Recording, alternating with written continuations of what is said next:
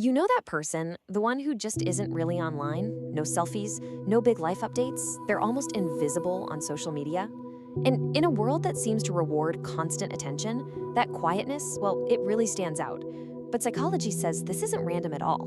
Okay, let's dive into this because their behavior reveals some absolutely fascinating things about their confidence, their mindset, and even their emotional intelligence.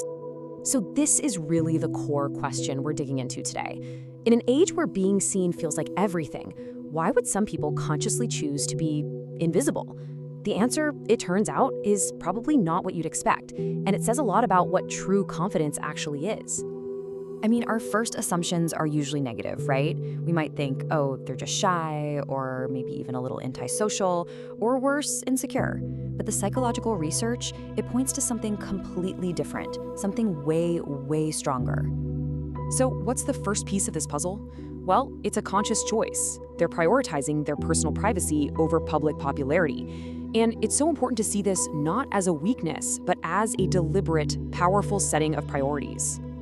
Psychologists actually have a term for this. They call it a high privacy orientation. But what's really key on this slide is that one word, control. This isn't about hiding from the world. Nope. It's about being the gatekeeper of their own mental space and actively deciding who gets access to it. And here's the crucial point.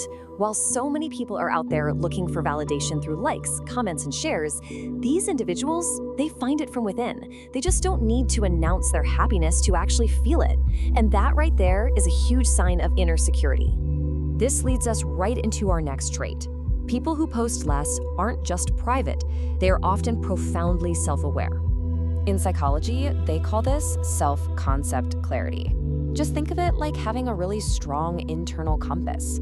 These individuals know their values, they know where they're heading, so they aren't swayed by the changing winds of online trends or the need for someone else to tell them they're on the right path.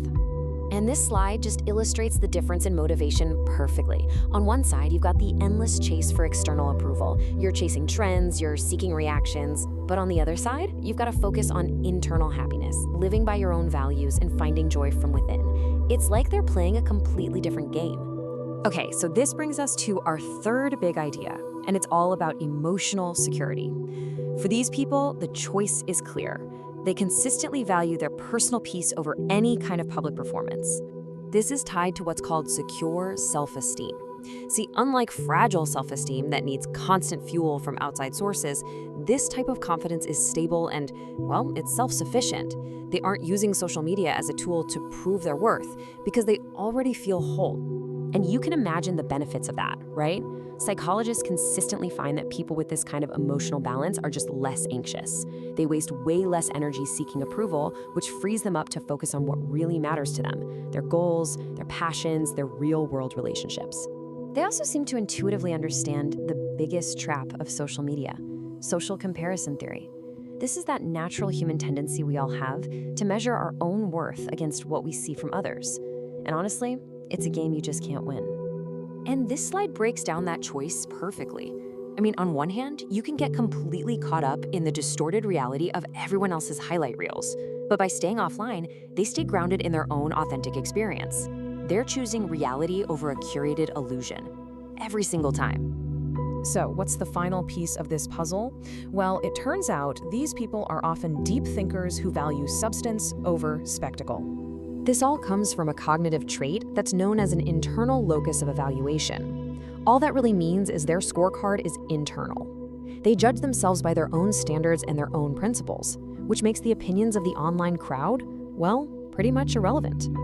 And this quote just nails it. They would rather have one single, meaningful, authentic conversation in the real world than 1,000 superficial interactions online. They're looking for genuine connection, not just attention. So when you put all of these pieces together, it just completely reframes those initial assumptions we had. We're not looking at shyness here. We're looking at a totally different and much deeper kind of confidence. So what have we learned? The real signs of inner security aren't about being the loudest voice in the room. No, they're found in valuing your privacy, in having strong self-awareness, and being emotionally secure, and in being fundamentally immune to that whole game of social comparison.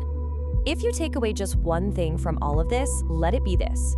They don't need to be seen by everyone online to feel seen by the people who actually matter. Their sense of worth is not up for public debate, and that is real confidence.